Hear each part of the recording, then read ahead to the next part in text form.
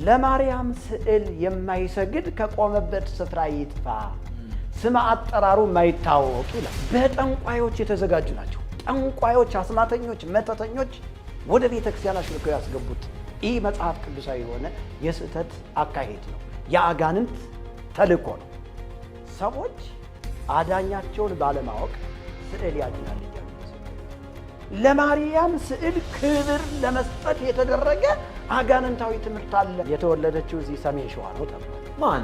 ማርያም ደግሞ ያደገችው ናዝሬት አዳማ ነው ያደገችው። ታምረ ማርያም የሚባል ታምረኛ መጽሐፍ በሕዝባችን ላይ ቸነፈር፣ በሕዝባችን ላይ ሞት፣ በሕዝባችን ላይ ጉስቁልናና ጦርነትን ያመጣ የአጋንንት ትምህርት ነው። በየቤተ ክርስቲያን ቅጥር ላይ ያቆሙት ስዕል አድኖ ጣዖት ነው። ሲጀመር የተቀደሰ ስዕል የሚባል የለም። ሁሉም በሰው እጅ የተሰሩ የሰው እጅ ስራዎች ናቸው። የሚያድን ስዕል የለም። የሚያድን እግዚአብሔር ነው። ወደ መርቆሪዎስ ስዕል በጸለዩ ጊዜ ይላል ደነነ ስዕል ከመኦሆዝ ዘይብ። ስዕል ደግሞ ጸሎትን እንደሚሰማ የትኛውም አዲስ ኪዳን የሚሆን ብሉይ ኪዳን አያስተምረን። በየግድግዳችን ላይ ለጥፈን ለዛ ስዕል እንድንሰግድ የሚያደርገን የምንፍቅና ትምህርት ነው። እና የተሰቀለውን ስዕል አፍ አውጥቶ ለምን እኔ ተቀምጬ ለእሱ ትሰግዳላችሁ ብሎ ገሰጻቸው። ለኢትዮጵያ ኦርቶዶክስ ተዋሕዶ ቤተክርስቲያን የማይጠበቅ የማፊያ ስራ ነው። እነ አፄ ይስሐቅ፣ እነ አፄ ዳዊት፣ እነ አፄ ዘርዓ ያዕቆብ ከመነሳታቸው በፊት ይህቺ ቤተክርስቲያን 66 መጽሐፍ ቅዱስ ነው ያለው።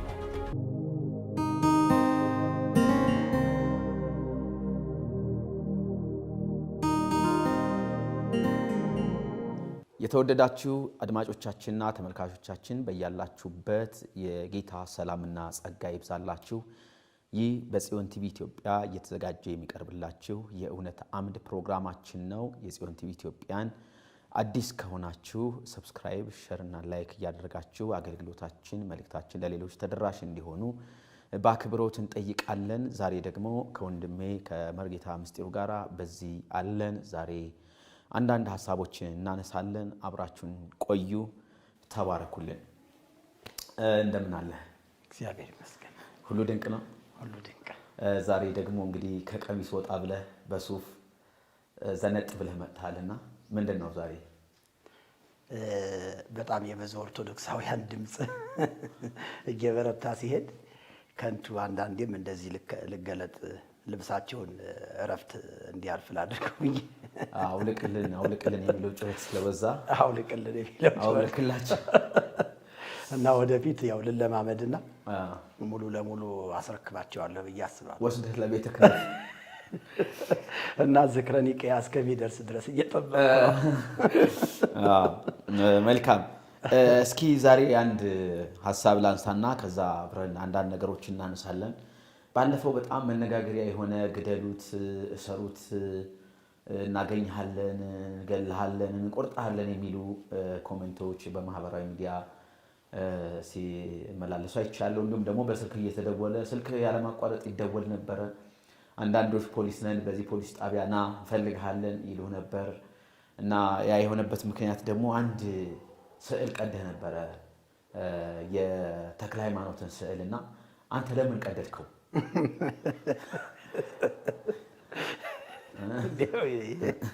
ይገርመኛል በጣም።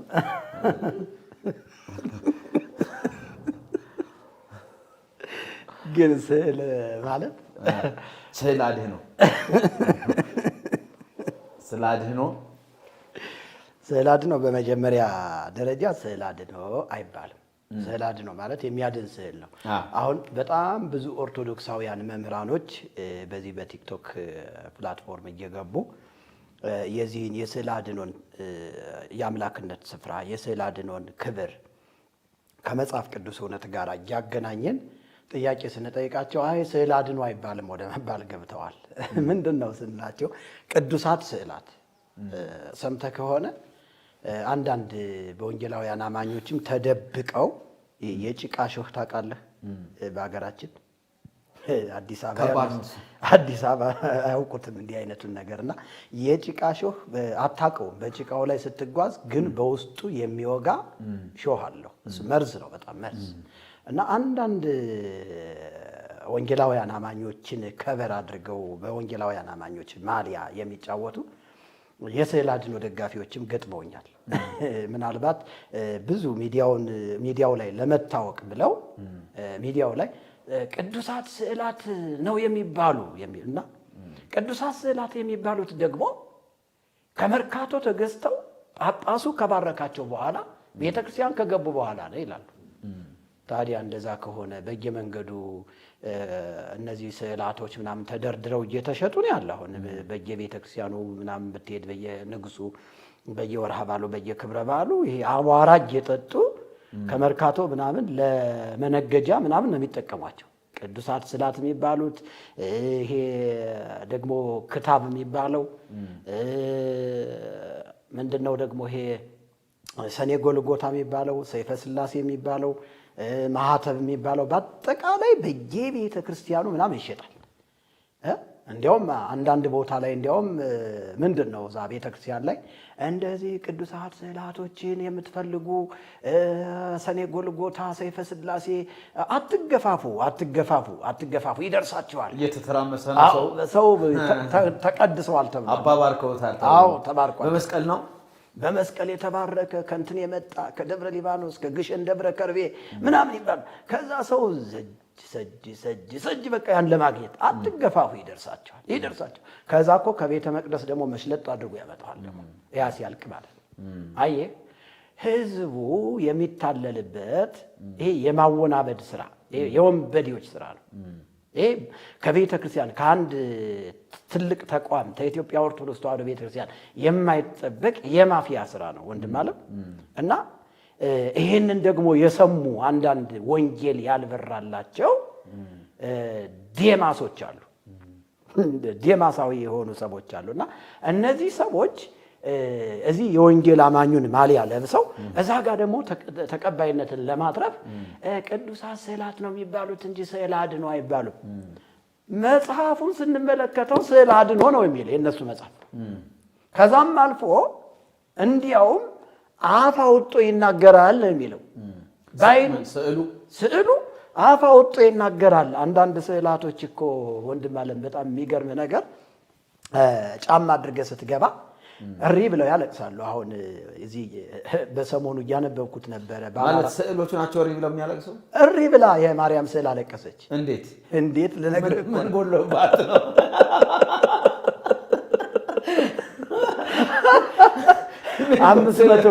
ገጽ 561 አካባቢ ላይ ገብቼ አነበብኩና በጣም ተገረምኩኝ። የኢትዮጵያ ሰዎች ይላል ተንኮለኞች ናቸው ይላል። ታምረ ማርያም አለቀሰች። ከነጫማቸው በድፍረት ማርያም ስዕል ያለችበት ቦታ ገቡ። ከዛ የማርያም ስዕል አፍ አውጥቶ ለምን ከነጫማችሁ ትገባላችሁ? እነዚህ ተንኮለኛ የኢትዮጵያ ሰዎች ደግሞ ምን አለ ቢያወልቁት፣ አላወለቁም። ከዛ ፈረንጆች እያወለቁ ፈረንጆች ጋር ማለች እንዴ? እሺ ቀጥለሽ።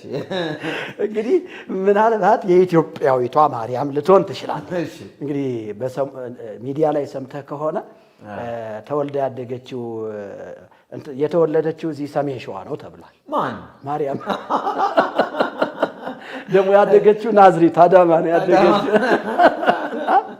ከዛ ሄዳ ነው ኢየሩሳሌም ከዛ ኢየሱስን የወለደችው። እና ኢየሱስን ከወለደችው በኋላ ወደ ግብጽ ሲሰደዱ ምናምን እቅፏ ላይ ሆኖ ኢየሱስ ይላል ይሄ ልጅ ምንድነው ምናምን ብላ ከዛ በኋላ ያማትባል። ልጅ ምንድነው ምናምን ብላ ስትጠይቀው ይህቺ ኢትዮጵያ የምትባለው ሀገር የተወደደች የተከበረች ሀገር ወደዛ እንሄዳላት እና ወደ ኢትዮጵያ ምናምን ይዛው ሄዳ ጣና ገዳም ውስጥ ምናምን ገላውን እያጠበችው ምናምን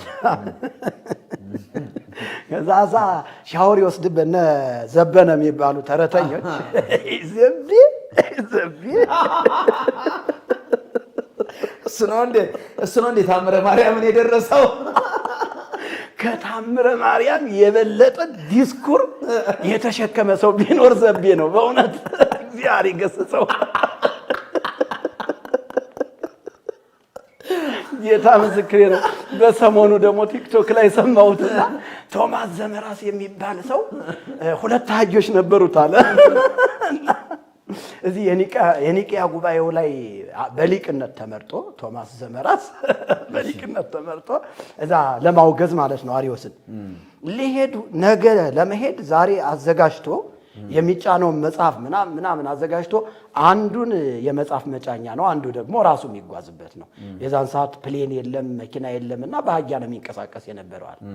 ከዛ ጠላት ዲያብሎስ መቼም ክፉ ነው። እዛ የኒቅያው ጉባኤ ላይ እንዳይገኝ በሌሊት መጥቶ ሁለቱንም አህዮች ቆረጠበት ይላል። አንገታቸውን ቆረጠበት። ከዛ በሉ አዘጋጁ ብሏቸው ደቀ መዛሙርቱን በጠዋት ተነስተው ሲሄዱ የሁለቱም አህያ አንገት ተቆርጧል አለ። ያንዱ ነጭ ነው ያንዱ ጥቁር ነው አለ አህያው። ከዛ በኋላ አረ በቃ መምህራችን ጉድ ተሰርተናል። ምንድነው? ይሄው ጠላት መጥቶ አህዮችን ሁለቱንም አንገታቸውን ቆርጧቸዋል ምናምን ነገር ይላቸዋል። ምን ችግር አለ ብሎ ቶማስ ዘመራስ በሉ ያንዱን አህያ የአህዮችን የተቆረጡትን አህዮች አንገታቸውን ወስዳችሁ ግጠሙት አላቸው። ከዛ እነዚህ ደግሞ በችኮላ የጥቁሩን አህያ ነጩ ላይ እንዲህ አይነቱ ያስቃል። መቼም አለመሳቃችንም እና እሺ የጥቁሩን አህያ አንገት ወስደው ጥቁሩ ላይ ገጥሙታል፣ የነጩን ደግሞ ጥቁሩ ላይ። እሺ ከዛ አህዮቹ ወይ ጉድ ጉራማይል የሆነው ከዛ በቃ ወደዛ ወደ ኒቅያ ጉባኤው መጽሐፉን ጭኖ እሱም በአህያ ሆኖ ተነስተው ሄዱ ይላልና እንዲህ አይነት ተረት ሲያመነጭ የሚያድር ተረተኛ ህዝቡን በተረት የገደለ በእውነት እኔ እውነቴን ነው። እንደው በዚህ አጋጣሚ የቪዲዮ የሚደርሰው ከሆነ ንሳቢ ይደርሰዋል፣ በደንብ ይደርሰዋል፣ በደንብ ይደርሰዋል በእውነት ዘቤ በቃ የተረት አባት የኦርቶዶክስ የተረት አባት ብየዋለሁና እንዲህ አይነቱን ተረት ቢተርተው ችግር የለም ስለሚያስቀን። ግን ይሄ ስዕለ አድኅኖ ላይ የተደረገ ከነገረ ድነት ጋር እንዴት እንስቅ ነበር ይሄ ባይመጣው ከነገረ ድነት ጋር ምናምን የተገናኙትን ነገሮች ግን ህዝብ ስለሚገድሉ ዘበንዬ እባክህን ስርዓት ያዝ፣ በቤተ ክርስቲያን አምላክ ነው የምንጠይቀው፣ ስርዓት ያዝ የሚል መልእክት አስተላልፋለሁ። አይ እስኪ ቆይ ኧረ ወደ አለቀሰችዋ ስዕል እንመለስና ወደ አለቀሰችዋ እንደው እንባዋን ማን ጠረገው? የዚያችን እንባዋ አልተጠረገም። እውነት ለመናገር አሁን ምናልባት አንተ ረስተህ ሊሆን ይችላል እንጂ አንዳንድ የቅድስት ማርያም ስዕል ተብለው የሚታይ በጣም ብዙ አይነት ስዕሎች አሉ። አንዷ ያዘነች አለይ፣ ሌላኛዋ ደግሞ ያለቀሰች ይሄ እንባዋ የሚፈስ፣ ይቺ ደግሞ ግብጽ ላይ ያለች ተብሎ በባለፈው ዲያቆን ማነው ሮዳስ የሚባሉት እነሱ እንትኗን እንደዚህ እየጠረጉ ሲቀቡ አይተናል። ወዟ ከስዕሏ ላይ ወዝ ይፈስ ነበር ይላል ራሱ ታምረ ማርያም። እንደገና እንባዋን ምናምን እየጠረጉ ከዛ ልክ አሻንጉሊት ነው የምታክለው። እንግዲህ በውስጥ እንግዲህ ሲስተም የሆነ ነገር አድርገው ዘይት እንዲያመነጭ አድርገው ሊሆን ይችላል ብዬ ነው የገመትኩት። እንዲህ አይነት ነገር ይሰራልና ከዛ ሪል ዘይት ነው የሚፈሰው። ያው አጋንንትም ደግሞ ይሄንን ማድረግ ይችላል ምታተኛ ስለሆነ እና ህዝቡ በጣም በወረፋ ያንን እንዲያውም እንትን ብለው ይዘው መጥተዋል። በባለፈው ለጉብኝት ሄደው ዘይቱን እንደዚህ ቀድተው ምናምን ሁሉ ይዘው መጥተዋል። እና የማርያም ስዕል አንደኛዋ የምታለቅስ፣ አንደኛዋ የተከዘች፣ አንደኛዋ ደግሞ የበረረች፣ ሌላኛዋ ደግሞ ያለቀሰች እጅግ በጣም በርካታ ስዕላቶች አሉ። እነዚህ ነው እንግዲህ አጋንንት የሚጠቀምባቸው ሰዎች ትክክለኛ የማርያም ስዕል ነው ብለው አሁን እየቸበቸቡት ያለ። ስለዚህ የማይነካውን ነገር መንካት ይጠበቅብናል። ወንጌልን ስንሰብክ ወንጌል በፍቅር ነው የሚሰበከው አምናለሁ። ነገር ግን ወንጌልን በፍቅር መስበክ ማለት ግን ጣዖቱን አለመስበር ማለት አይደለም። ጣዖቱን አለማስወገድ ማለት አይደለም።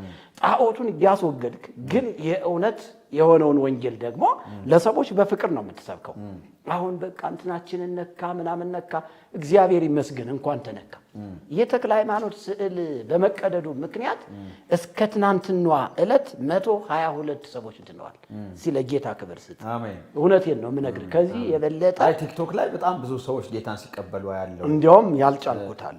በጣም አይቻለሁ። አልጭነውም። ሰዎችን አስፈቅጄ አንዳንድ ሰዎች ችግር የለውም ሲሉ እንጭነዋለን ቲክቶክ ላይ። ከዚህ ውጪ አይጫንም እንጂ በርካታ ሰዎች በማስረጃ 122 ሰዎችን ነው ጌታ ኢየሱስ አሳልፎ የሰጠኝ። ግን መነሻው ምንድነው ካልከኝ ስዕል አድኖ መቀደዱ ነው። በስዕል አድኖ ምክንያት እኔ ጋር ይደውላሉ። የእግዚአብሔርን ቃል እነግራቸዋለሁ፣ እመሰክርላቸዋለሁ ስለ ኢየሱስ ክርስቶስ ሞትና ትንሣኤ። አስፈላጊ ስላልሆነው ስዕል አድኖ እነግራቸዋለሁ። በዚህ አማካኝነት ጌታ ኢየሱስን የሕይወታቸው አዳኝ አድርገው እየተቀበሉ ነው። ስለዚህ እንግዲህ ስዕል አድኖ የሚለው ራሱ ስያሜው የተሳሳተ ይህ መጽሐፍ ቅዱሳዊ የሆነ አካሄድ ነው። ከዚህ ጀምሮ ራሱ ብንነሳ የሚያድን ስዕል ነው የሚል የሚያድን ስዕል የለም። የሚያድን እግዚአብሔር ነው ያለው። የሚያድን ጌታ ነው ያለው። ስለዚህ ስዕል አድኖ ማለትና የሚያድን ስዕል ብሎ ለስዕል መስገድ፣ ለስዕል መሳል፣ ስዕልን ሽቶ ማርከፍከፍ፣ ለስዕል ዕጣን ማጨስ ይህ አጋንንታዊ አካሄድ ነው፣ ጣዖት ነው።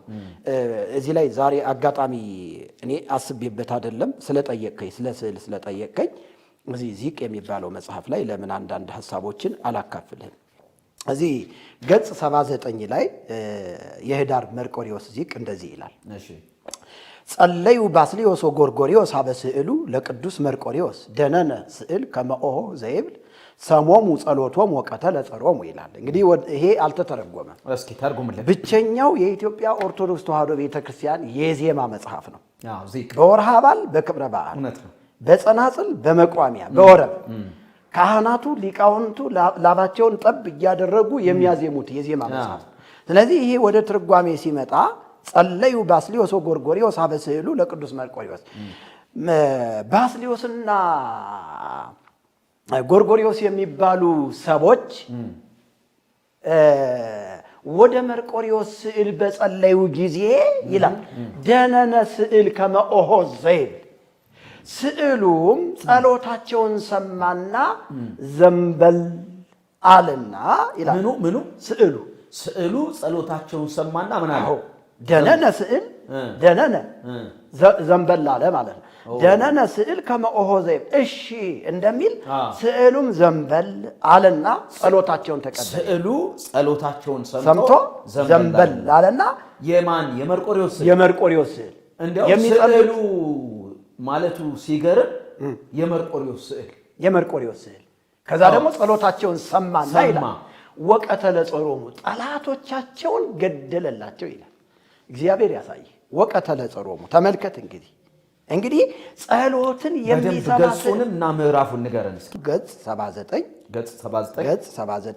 የህዳር መርቆሪዎስ ዚቅ ይሄ ነው። እንግዲህ ቤተክርስቲያኒቱ የአምልኮ ስርዓት የምትፈጽምበት የዜማ መጽሐፍ ይሄ ነው። ዚቅ ስዕሉ ጸሎትን ሰምቶ ዘንበል ይላል። ስዕሉ ጸሎትን ሰምቶ ዘንበል ይላል። ይሄ ደግሞ ምናልባት አንዳንድ ኦርቶዶክሳውያን የኛ አይደለም የኛ መጽሐፍ እንደዚህ የለም ይላሉ እና ተሐድሶች ናቸው ይሄን መጽሐፍ ያሳተሙት ለሚሉ ሰዎች እኛ በእነሱ ማተሚያ ቤት ገብተን እንደዚህ አይነት መጽሐፍ ልናሳተም አንችልም። እንኳን ማተሚያ ቤታቸው አጥርግቢያቸው ማን ይደርሳል? ትንሣኤ ዘጉባኤ ማተሚያ ቤት ማለት የኢትዮጵያ ኦርቶዶክስ ተዋሕዶ ቤተክርስቲያን ብቸኛው ማተሚያ ቤት ነው። ብቸኛው ማተሚያ ቤት። ስለዚህ ስዕል አድህኖ ለምን ተቆረጠ ብሎ ለሚጠይቅ ሰው ስዕል አድኖ አፍ አውጥቶ ይናገራል ብሎ ሲያወራና ጸሎትን ይሰማል ብሎ ሲሰግድለት እንዴት አላፈረ እንዴ? ይሄ እኮ ሰዎች እኮ የሳሉት ስዕል እኮ ነው እንዴ? ይሄ እኮ ሰዎች የከረተሱት ክርታስ እኮ ነው። ሰዎች እኮ በቃ ዕውቀቱ ያላቸው የስዕል ዕውቀት ያላቸው ሰዎች የሳሉት ስዕል ነው። መርካቶ የሚታተም በሰማይ በምድርም ባሉት ነገሮች የተቀረጸ ምስል ለአንተ አታድርግ ነው የሚል የእግዚአብሔር ቃል። እንዲያውም ሙሴን ምንድን ነው ያለው? በእግዚአብሔር በኮሬብ በእሳት ሆኖ በተገለጠልህ ጊዜ መልክ ከቶ አላያችሁም። በተገለጠላችሁ ጊዜ መልክ ከቶ አላያችሁም እና እጅግ ተጠንቀቁ እንዳትረክሱ ነው የሚለው። ስለዚህ እነዚህ ቅዱሳን ስዕላት ወይም ስዕል አድኖ የሚባሉት የኢትዮጵያ ኦርቶዶክስ ተዋሕዶ ቤተክርስቲያን ሊቃውንት ነን ባዮች ቤተ መቅደስ ላይ ኦሩ እዛ በየቤተክርስቲያን ቅጥር ላይ ያቆሙት ስዕል አድኖ ጣዖት ነው። ጣዖት ነው። እግዚአብሔርን አያከብርም። ሰዎች ሊሰግዱለት አይገባም። ሰዎች በዚህ መታለል የለባቸውም ብዬ ራሴን ለሰይፍ ራሴን ለመከራ አሳልፌ ሰጥቼ ነው የቀደድኩት። ስለዚህ በመቅደዴ 100% ደስተኛ። እንደውም አንዳንዴ ሳስብ ይሄ ሰው ወይ ስሜታዊ ሆኗል ወይ የሆነ ተናዷል እንጂ ዝም ብሎ አልቀደደ። አንተ አስበህበት አቅደህበት ነው የቀደድከው ማለት ነው። አይ ነው እኔ እኮ ሕፃን ልጅ አይደለሁም። ወረቀት ስቀድም እኮ ሕፃን ልጅ አይደለሁም። ዝም ብለህ እንዲያው ወረቀት አንስተህ ስትቀድ እኮ ህሊናህን እኮ ይወቅስሃል።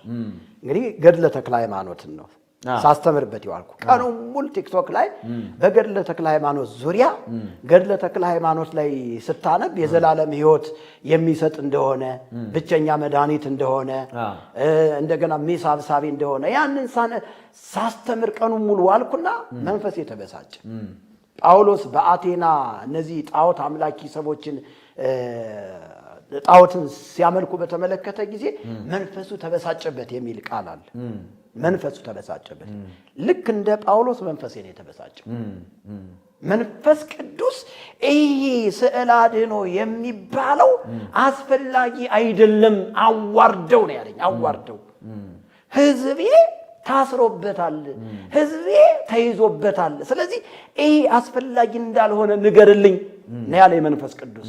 የዛን ሰዓት እኔ መንፈሴ ሲበሳጭ በማላገጥ ቆሻሻ መጽሐፍ ብዬ አውቶማቲካሊ ይሄ ይኸውላችሁ እዚህ ጋር እግሩ የተቆረጠ ብለው የሚሰግዱለት ተክለ ሃይማኖት ይሄ ከመጽሐፍ ቅዱስ ውጪ የሆነ ጣዖት ነው። እኔም ወገቡን ቆርጠዋለሁ ብዬ ወገቡን ቆረጥኩት፣ ተበቀልኩት።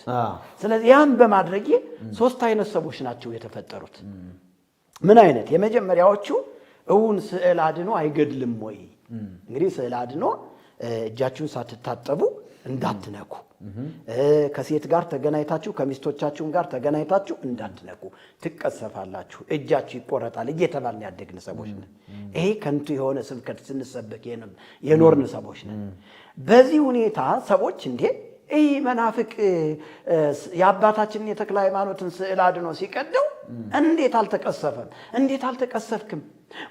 ወይኔ ብላ ያለቀሰቻለች ትቀሰፋለህ አለህ በህይወት ብላ ያለቀሰ ሰው አውቃለሁ። ብዙ ሰዎች ማለት በርካታ እንዴት አልተቆረጥክም? አልተፈለጥክም? አልተቀሰፍክም? እንዴት ሽባ አልሆንክም? እሱ እኮ ሽባ አያደርግም። ስሙ ተራ ወረቀት ነው። ተራ ወረቀት ነው። ሰዎች የሳሉት ነው። በዚህም ደግሞ እግዚአብሔር እያዘነ ነው ብዬ የእግዚአብሔርን ቃል እውነት የነገርኳቸው ሰዎች እጃቸውን ለጌታ ሰጥተዋል። ሌላኞቹ ሰዎች ደግሞ ይሄ ነገር እውን ይሄ ልጅ እንደሚለው አግባብ አይደለምን ብለው የእግዚአብሔርን ቃል ወደ ማንበብ የገቡ ሰዎች አሉ። ሁለተኞች። ሶስተኞች ሰዎች ግን እጅግ ሃይማኖተኛ ሆነው ሰውን በመግደል የሰውን ደም በመጠጣት የሰዎችን አንገት በመቁረጥ ሃይማኖታቸውን የሚያስቀጥሉ የሚመስሉ ሰዎች ናቸው። 3 አይነት ሰዎች። ሃይማኖት በበትር በዱላ በጦርነት አይቀጥልም። ጌታ ኢየሱስ ክርስቶስም ሃይማኖትን በጦርነትና በዱላ አይደለም የሰበከው የመሰረተው። መሰረቱ ፍቅር ነው። ክርስትና መሰረቱ ፍቅር ነው። በእጅ የተጨበጠ ሰይፍን ጥሎ በእጅ የተጨበጠ ዱላን ጥሎ ወንድምን በመውደድ የሚከናወን ነው። ኦኬ። ስለዚህ ኦርቶዶክሳውያን ሃይማኖታችንን በጦርነት እናስቀጥላለን ብላችሁ የምታስቡ በጣም ስህተት ውስጥ ናችሁ ያላችሁት። እውን መጽሐፉ ምን ይላል? ገድለ ተክለ ሃይማኖት ትክክል ነው። መጽሐፈ ዚቁስ ትክክል ነው። ሌሎች መጽሐፍቶችስ እውነት ከእግዚአብሔር ቃል አንጻር ሲታዩ ትክክል ናቸውን ብላችሁ መጽሐፍ ቅዱስን አንብቡ የሚል መልእክቴን ነው እኔ ማስተላለፍ የምፈልገው። በጣም እንጂ ጥላቻ ጥሩ ነገር ነው እየተነሳ ያለው። በጣም እዚህ ሐሳብ ላይ መቆየታችን በጣም መልካም ነው።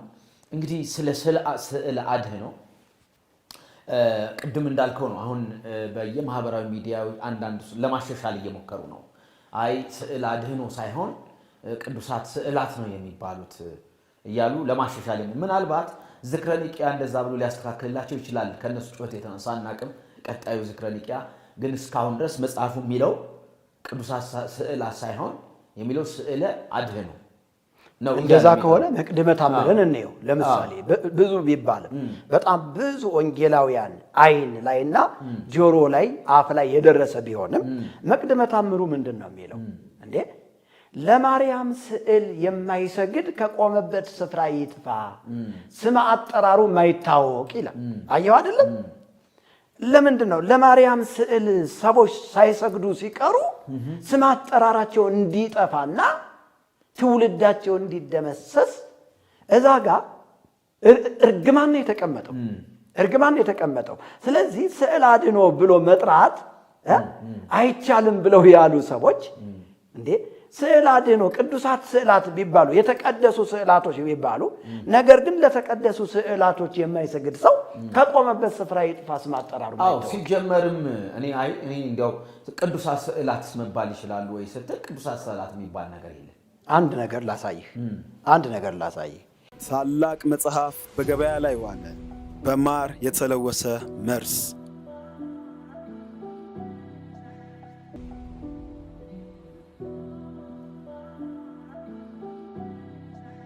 በ280 ገጽና በ12 ምዕራፎች ተከሽኖ የቀረበ ድንቅ መጽሐፍ በመርጌታ ሚስጥሩ መዝገቡ የተጻፈው በማር የተለወሰ መርዝ የሚል ርዕስ የተሰጠው ይህ መጽሐፍ የመናፍስቱን አሰራርና ወደ ጽድቅ መንገድ እንዴት መሄድ እንዳለብን ጥረት ባለና በግሩም ቋንቋ የሚነግረንን ይሄንን መጽሐፍ በእጅ ማስገባት አንድም ለእውቀት አንድም ለመዳን ዋና ቁልፍ ስለሆነ እንዳያመልጦ በማር የተለወሰ መርዝ ሁሉም ሰው ሊያነበው የሚገባ ድንቅ መጽሐፍ በገበያ ላይ ዋለ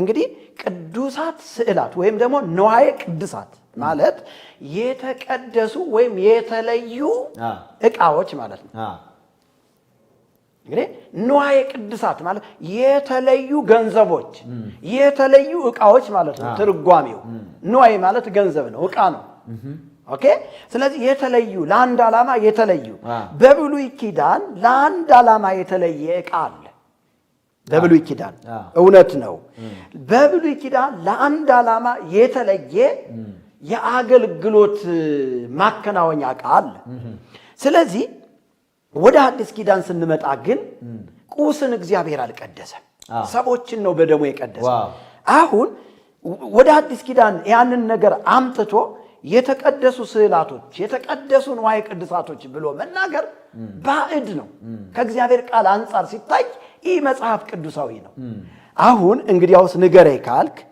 በአዲስ ኪዳን ለአንድ ዓላማ ለሆነ ነገር ዕቃን ለግተዋል እነዚህ ሰዎች ለምሳሌ ታቦታቶችን እናንሳ ንዋየ ቅድሳት ናቸው ጽንሃ ይሄ ዕጣን የሚያጨሱበት እሱ ንዋየ ቅድሳት ነው እሺ ጧፍ ወዘተርፈ ከበሮ ጸናጽል የመሳሰሉት ነገሮች ንዋየ ቅድሳት ተብለው ይጠራሉ ግን ይህ ነገር ለማን የተለየ ከተባለ ስዕል አድኖ የተለየው ለአጋንንት ነው ታቦቱ የተለየው ለአጋንንት ነው አው በብሉይ ኪዳን የነበሩ ንዋየ ቅድሳቶች የእግዚአብሔር የክብሩ መገለጫ ዕቃ ከሆኑ አሁን ላይ ደግሞ ከመጽሐፍ ቅዱስ ውጪ በራሳቸው ቀኖና ቀን ነው የለጇቸው እነዚህ ንዋየ ቅድሳቶች 100% አይደለም 1000% የአጋንንት መገለጫዎች ናቸው አየው ለምን ካልከኝ ለምሳሌ በአዲስ ኪዳን ያሉ ታቦታቶች ዘፈን ካልተዘፈነላቸው አይንቀሳቀሱ በግ ካልታረደላቸው ደም ካልፈሰሰላቸው አይንቀሳቀሱ ታቦቱ ቆመ ተቆጣ ወዘተርፈ የሚባል ትርክት አለ ምናልባትም አሁን ወደ ቁልቢ ገብርኤል ብትሄድ ሰዎች ተስለው ስዕላቸውን ካልከፈሉ ይቀሰፋሉ ያየነው ነገር ነው ወይ መኪና ይገለበጥባቸዋል ያየነው ነገር ነው ወይም ደግሞ የሰጡትን ወርቅ አንድ ሰው ተስሎ ከሆነ እዚህ ላይ ወርቅ አድርጎ በስተት የወርቁን ገንዘብ ትንሽ ግማሹን እሰጣለሁ ብሎ እንደዚህ አድርጎ ገንዘቡን ወደ ተሳለበት ዕቃ እንደዚህ ሲወረውር ይሄ ሹልክ ብሎ ብራዝሌቱ አብሮ ይገባል። አየው ያጋንንት ስራ። ስለዚህ እዛ ቁልቢ ገብርኤል ላይ እየነገሰ ያለው ማን ነው? የእግዚአብሔር መልአክ ቅዱስ ገብርኤል? አይኖ በፍጹም አይደለም። አጋንንት ነው። በገብርኤል ስም የሚሰራ አጋንንት ነው። ከኦሎ የመጣ አጋንንት ነው የሚመለክ። እናውቀዋለን። እዛ ውስጥ መግባት ስለማንፈልግ ወደፊት እንሄድበታለን። ስለዚህ ያሁን በኢትዮጵያ ኦርቶዶክስ ተዋሕዶ ቤተክርስቲያን ያሉ ንዋየ ቅድሳቶች የአጋንንት መገለጫ ቃላቸው። እግዚአብሔር በእኔና በአንተ በአመኑት ነው የሚገለጠው የሚሰራው። እናንተ የሕያው እግዚአብሔር ቤተ መቅደሶች ናችሁ። አንትሙ ውእቱ ታቦቱ ለመንፈስ ቅዱስ። እናንተ የእግዚአብሔር ቤተ መቅደሶች ናቸው አለ። ስለዚህ እግዚአብሔር በዕቃ ላይ የሚቀመጥ አይደለም። እግዚአብሔር ዕቃን ለመቀደስ አልመጣም። ተራራን ለመቀደስ አልመጣም። ቤተ መቅደስን ለመቀደስ አልመጣም። እኛን ለመቀደስ ነው። ለዚህ እኮ ነው መጽሐፍ ቅዱስ የእግዚአብሔር ቃል ሲናገር ተቀድሳችኋል፣ ታጥባችኋል፣ በአምላካችሁ መንፈስ ታትማችኋል ይላል። ክብር ለእግዚአብሔር። ስለዚህ እንደዚህ አይነት አስተምሮ ከእግዚአብሔር ቃል ውጪ ስለሆነ ሰዎቹ ቆም ብለው አይተው ትክክለኛ እንደሆነ ለማረጋገጥ የእግዚአብሔርን ቃል አንስተው ያንብቡ። ቃሉ ለኛ ቱንቢያችን ነው፣ መለኪያችን ነው፣ መመሪያችንም ነው። ስለዚህ ከእግዚአብሔር ቃል አንጻር እንየው። ዳኛችን ሊሆን የሚገባው ማን ነው? የእግዚአብሔር ቃል። ከእግዚአብሔር ቃል ውጪ የሆኑ መጽሐፍቶች በእግዚአብሔር ቃል ነው የሚለኩት፣ በእግዚአብሔር ቃል ነው የሚታዩት። ያለዚያ ግን እንዲያው ዝም ብሎ ወበከንቱ አካሄድ ነው ብዬ ነው። አዎ በጣም ትልልቅ ቁም ነገሮችን አንስተናል። አሁን ስዕል አድህኖ በሚለው ጉዳይ ላይ እንግዲህ የሚባለው ስዕል አድህኖ ነው። አሁን እንዳልከው በብሉይ ኪዳን እኮ የተቀደሱ ዕቃዎች ነበሩ አይደለ? የዕጣን መሰዊያ አለ፣ የናስ መሰዊያ አለ፣ የተለያዩ ዕቃዎች አሉ፣ መቅረዝ አለ እና በቤተ መቅደስ ለሙሴ በሲና ተራራ ላይ የሰጠው ነገር ግን እነዛ ሁሉ ዕቃዎች እነዛ ሁሉ የተቀደሱ የተለዩ ዕቃዎች ክርስቶስን የሚያመለክቱ ነበሩ። በሙሉ በቤተ መቅደስ የነበሩ በመገናኛው ድንኳን የነበሩ ዕቃዎች በሙሉ ኢየሱስ ክርስቶስን የሚያመለክቱ ናቸው። መቅረዙም ኢየሱስን የዓለም ብርሃን መሆኑን የሚያሳዩ ናቸው። የዕጣኑ መሰዊያም ደግሞ ኢየሱስ ክርስቶስ ራሱን ቤዛ አድርጎ ለሰዎች የሰጠበትን የሚያሳይ ነው። ጥላ ስለሆነ ብሉይ ኪዳን የአዲስ ኪዳን ጥላ ስለሆነ በጥላነት ቤተ መቅደሱ በሙሉ ዕቃዎቹ በሙሉ የሚያሳዩት ኢየሱስን ነበረ። ስለዚህ በአዲስ ኪዳን ኢየሱስ ክርስቶስ ተገለጠ። ኢየሱስ ክርስቶስ መጣልን፣ በስጋ ተገለጠ፣ አመን ነው፣ ተቀበል ነው። ሌላ የሚያድን ስዕልም የሚባል ነገር የለም። የተለየ ዕቃ የሚባል የለም። አሁን የተለዩ አማኞችና የተለየ አንድ ጌታ ብቻ ነው። እግዚአብሔር ይባርክ። እሱን ነው ለነገር እዚህ ጋር በቃ ማስመር ያለብን በአዲስ ኪዳን ኢየሱስ ክርስቶስ በቂያችን ነው። መዳን በሌላ በማንም የለም፣ እንድንበት ዘንድ ከሰማይ በታች የተሰጠን ሌላ ስም የለምና ብሎ ተናግሯል። በቃ አለቀ። መዳን በሌላ በማንም የለም እና ስዕል አድህኖ የሚባል ጉዳይ የለም። ቅዱሳት ስዕላትን የሚባል ሊያሻሽሉት የሞከሩትም ቅዱሳት ስዕላት አልሸሹም ዘሯን እኮ ነው። አዎ ሲጀመር የተቀደሰ ስዕል የሚባል የለም። ሁሉም በሰው እጅ የተሰሩ የሰው እጅ ስራዎች ናቸው። የሰዎች የእጅ ስራ ናቸው። እነዚህ የእጅ ስራዎች ደግሞ አይን አላቸው አይደል የሚለው፣ አያዩም፣ እጅ አላቸው አይዳሰሱም፣ አፍ አላቸው አይናገሩም፣ አያወሩም፣ ጆሮ አላቸው አይሰሙም አይደል እያለ ይናገራል። እግር አላቸው አይሄዱም። የአሕዛብ አማልክቶች የሰው የእጅ ስራዎች ናቸው እና እንደው አጋንንቶች ናቸው። የሚገርም ነገር ይሄንን ጥቅስ ብዙ ጊዜ እንጠቅሰዋለን። አማልክት የሆኑ ዘወርቅ ወዘብሩር ግብረ እደ ይጓለም። ያው የአሕዛብ አማልክቶች የብርና የወርቅ የሰው እጅ ስራ ናቸው። በጣም ብዙ ወንጌል የበራላቸው ሰዎች ከዚህ ከአሻንጉሊቶች ከዚህ ከስዕላ ስዕሎች ከቅርጻ ቅርጾች አንጻር ብዙ ጊዜ የሚጠቅሱት ቃል እግዚአብሔር የተባረከ ይሁን። ከዚህ ለመሸሸት ብለው የእንተና ስዕል በረረ ይሉሃል። አየኸው? ለምን አይንቀሳቀሱም? አይን አላቸው አያዩም ስንል አረ በአይናቸው እኮ ጠቀሱን ይላሉ። ጆሮ አላቸው አይሰሙም ብለን ስንል የእንተና ስዕል እኮ ጀሮዋ ተከፍቶ ሰማል። ኩክ የለሽ ብላ ኩክ የለሽ ብለው ኩክን የለሽ ኩክ የለሽ ማለት የተደፈነ የተከፈተ ነው።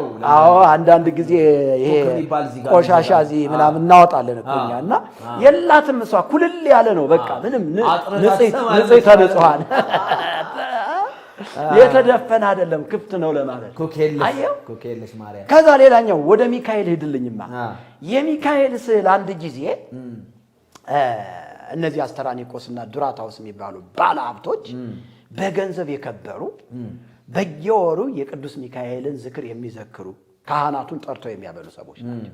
ነገር ግን የጸሎት ቤታቸው ላይ በትልቁ አንድ የሚካኤል ስዕል ተሰቅሎ ሁል ጊዜም በክብር የተቀመጠ ነው። ለዛ ስዕል ጠዋትም ማታም ጸሎታቸውን ሲጸልዩ ይሰግዱለታል። አንድ ቀን ሲያቅበጠብጣቸው ምን ቢያደርጉ ጥሩ መሰለ? የንስሐ አባታቸውን ጠሩት ወደ ቤታቸው። የንስሐ አባታቸው ደግሞ ቄስ አይደለም፣ ቆሞስም አይደለም፣ ጳጳስ ነው። ከዛ ቤት ሲገባ ጸሎት ቤታቸው ውስጥ ወሰዱትና ጸሎት ቤታቸው ላይ የወርቅ ወንበር አስቀመጡለት።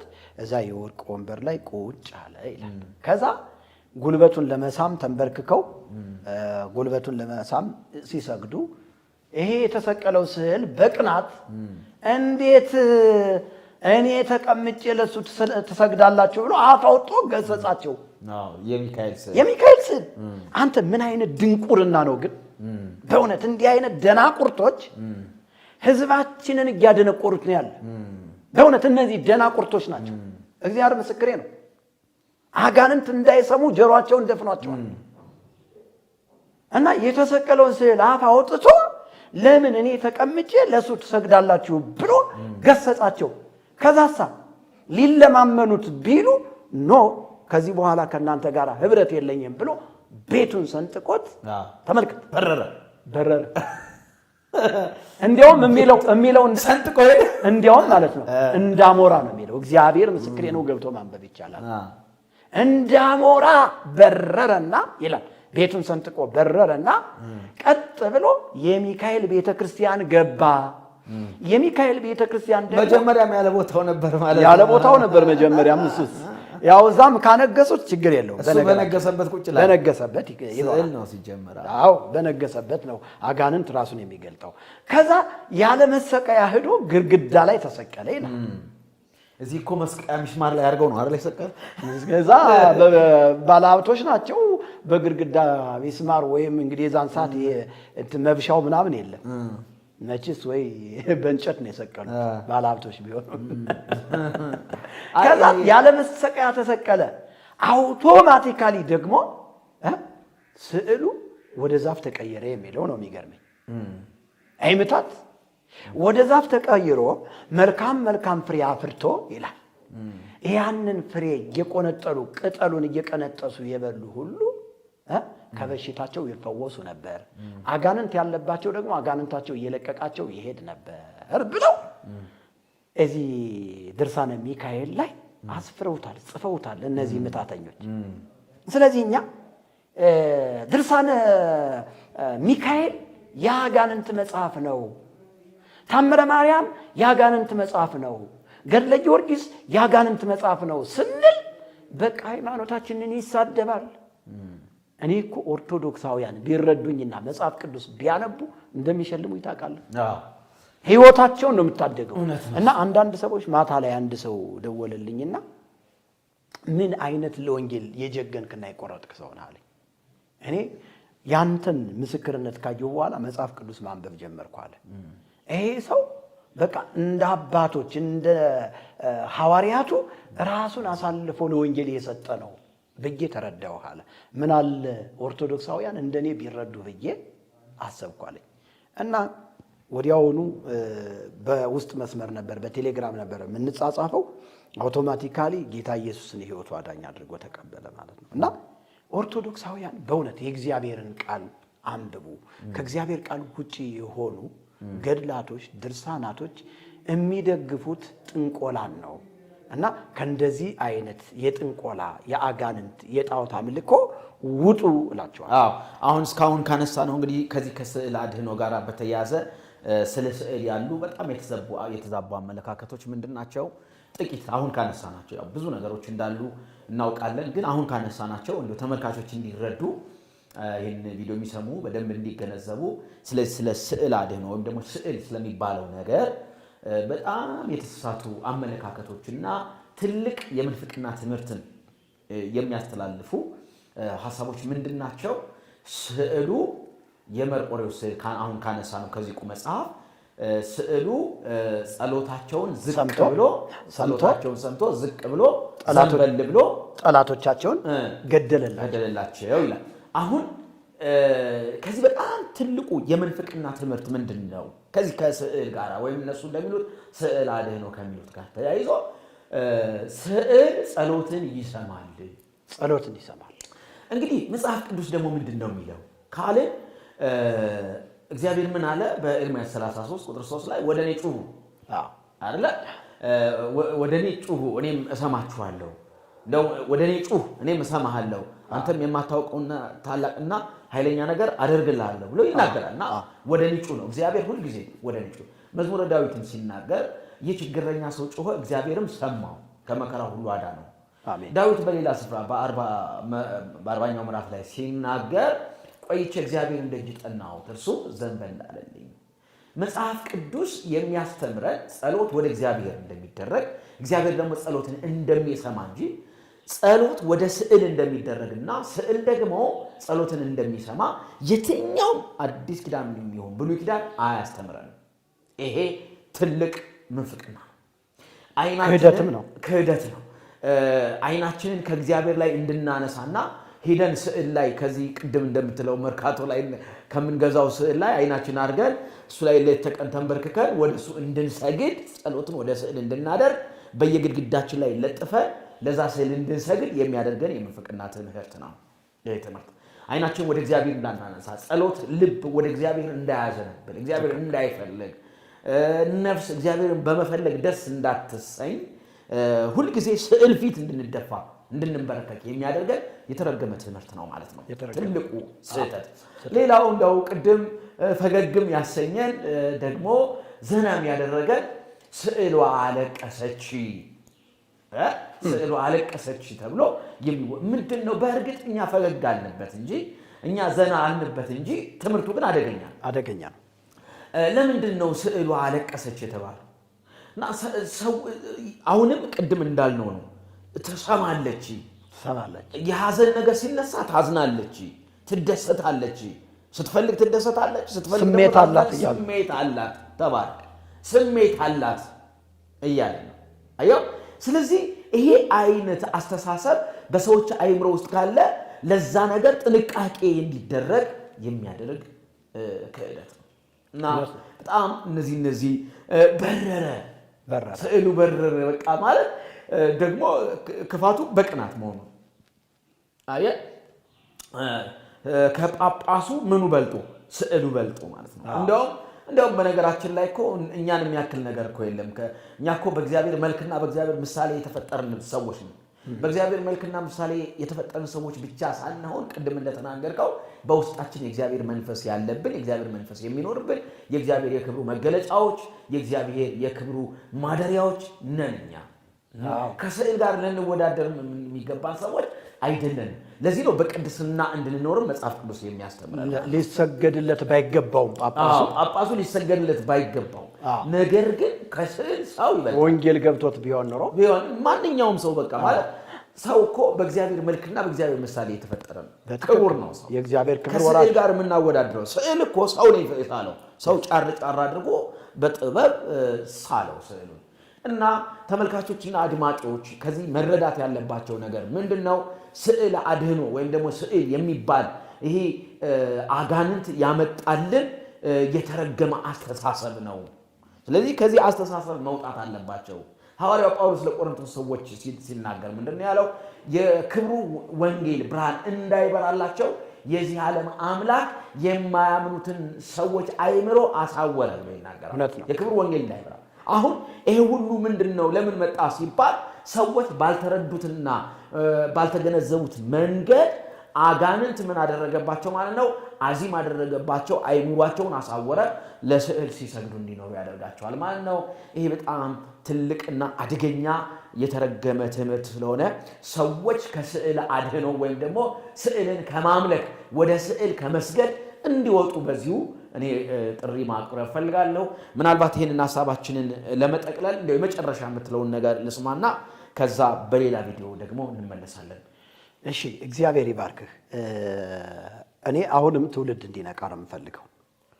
ትውልድ እንዲድን ነው የምፈልገው። ትውልድ እንዲድን እፈልጋለሁ ስል ሊያድነን የተሰቀለ አንድ አለ። እርሱ ክርስቶስ ኢየሱስ ይባላል። ሰዎች አዳኛቸውን ባለማወቅ ስዕል ያድናል እያሉ እየሰገዱ ነው። ሰዎች ነፍሳቸውን የሚያድነውን የሚታደገውን ጌታ እንዳያዩ በእነዚህ ስዕላቶች አእምሯቸው ታውሯል። ጨለማ ውስጥ ናቸው ያሉት። እግዚአብሔር የሚባለውን አምላክ ሳያውቁ በአጋንንት ቁጥጥር ስር ነው ያሉት እነዚህ ሰዎች። ስለዚህ እነዚህ ስዕል አድህኖ የተባሉ ወይም ቅዱሳት ስዕላት የተባሉ ቁጥር ስፍር የሌላቸው ጣዖታቶች በጠንቋዮች የተዘጋጁ ናቸው። ጠንቋዮች፣ አስማተኞች፣ መተተኞች ወደ ቤተ ክርስቲያን አሽልከው ያስገቡት ይህ መጽሐፍ ቅዱሳዊ የሆነ የስህተት አካሄድ ነው። የአጋንንት ተልእኮ ነው። ከማስፈራሪያ ነው የሚጀምረው። መጽሐፍቱን በደንብ ስትመለከት ለስዕል ሰዎች በቃ ክብር እንዲኖራቸው፣ ፍቅር እንዲኖራቸው የሚያደርግ ትምህርት ነው የተሰራው።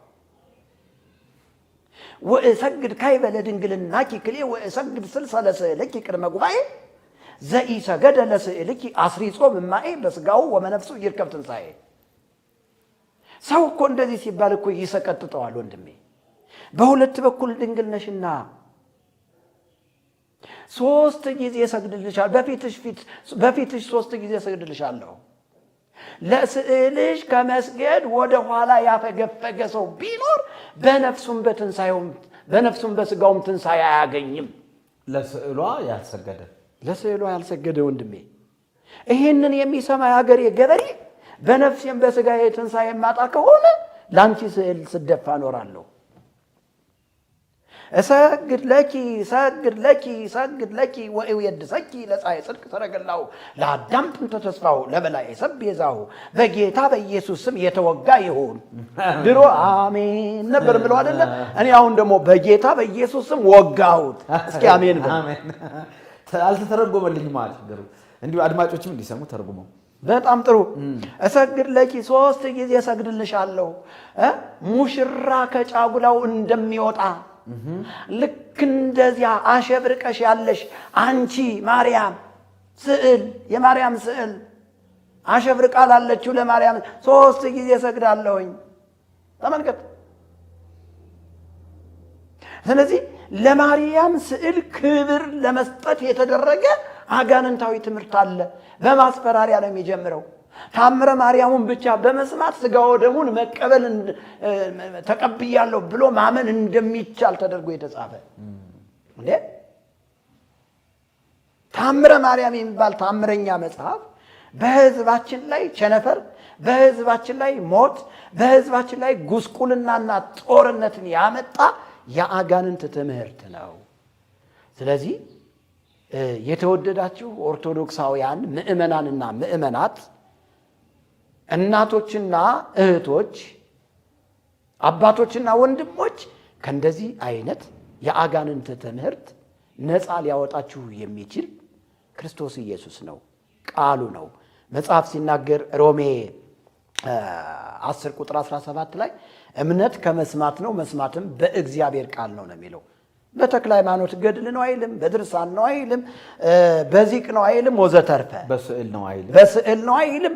በቃ በእግዚአብሔር ቃል ነው የሚለው። ወገኖቼ ሆይ ሁሉ ኃጢአትን ሰርተዋልና የእግዚአብሔርም ክብር ጎድሏቸዋል ይላል መጽሐፍ ሮሜ 3:23 ላይ። በክርስቶስ ኢየሱስ በተደረገው ቤዛነት በኩል በዛ በቤዛነቱ በቀራንዮ መስቀል ላይ በተደረገው ቤዛነት በኩል እንዲያው በጸጋው ይጸድቃሉ። ይሄንን አምናችሁ ተቀበሉ ኦርቶዶክሳውያን። ይሄንን ስንል ደግሞ የኢትዮጵያ ኦርቶዶክስ ተዋሕዶ ቤተክርስቲያን በሀገር ላይም በቤተክርስቲያን ላይም አስተዋጽኦ አላደረገችም እያልን አይደለም። ቤተክርስቲያናችን ከመካከለኛው 100 ክፍለ ዘመን በፊት በኢትዮጵያ ምድር ላይ ታላቅ አሻራ የጣለች ቤተክርስቲያን ነች። ወንጌልን የሰበከች ቤተክርስቲያን ነች። ስለ ወንጌል ዋጋም የከፈለች ቤተክርስቲያን ነች። እና አፄ ይስሐቅ እና አፄ ዳዊት እና አፄ ዘርዓ ያዕቆብ ከመነሳታቸው በፊት ይህቺ ቤተክርስቲያን 66 መጽሐፍ ቅዱስ ነው ያላት። ከዛ በኋላ በአንዳንድ ጥቅመኛ በሆኑ ነገስታቶች አፄዎች አማካኝነት ለአጋንንት ተላልፋ ቤተክርስቲያን ተሰጣለች። ስለዚህ እኔ የመጨረሻ መልእክት የምለው ቤተክርስቲያኗ ወደ ቀደመ ክብሯና ፍቅሯ ወደ ወንጌል ወደ ክርስቶስ ትመለስ የሚል መልእክት ነው ማስተላለፍ። በጣም ጥሩ አመሰግናለሁ። እንግዲህ መዳን የሚቻለው በስዕል አይደለም። ስዕል የትም ሊያደርሰን አይችልም። ስዕል ጸሎትን አይሰማም። ስዕል በራሱ አይን እንዲኖረው ተደርጎ የተሳለ ጆሮ ያለው ተደርጎ ተስሏል፣ አፍ ያለው ተደርጎ ተስሏል። ነገር ግን የማይናገር የማይሰማ የሰው የእጅ ስራ እንጂ መለኮታዊ ወይም ደግሞ መንፈሳዊ ነገር የመንፈሳዊ ጥቅም የሌላቸው መሆኑን በማስረዳት እንግዲህ ውይይት አድርገናል። አብረኸኝ ስለነበረ በጣም አመሰግናለሁ። እግዚአብሔር ይባርክ። እንግዲህ አድማጮቻችንና ተመልካቾቻችን በዚህ በስዕለ አድኅኖ ወይም ደግሞ ቅዱሳት ስዕላት በሚባሉ ዙሪያ ያደረግነው ውይይት ይህንን ይመስል ነበር። ስላዳመጣችሁ እናመሰግናለን። ይህንን መልእክት ለሌሎች ተደራሽ እንድታደርጉልን ላይክ፣ ሰብስክራይብ፣ ሼር አድርጉ ለማለት እንወዳለን። አብራችሁን ስለነበራችሁ እግዚአብሔር ይባርካችሁ። ሻሎም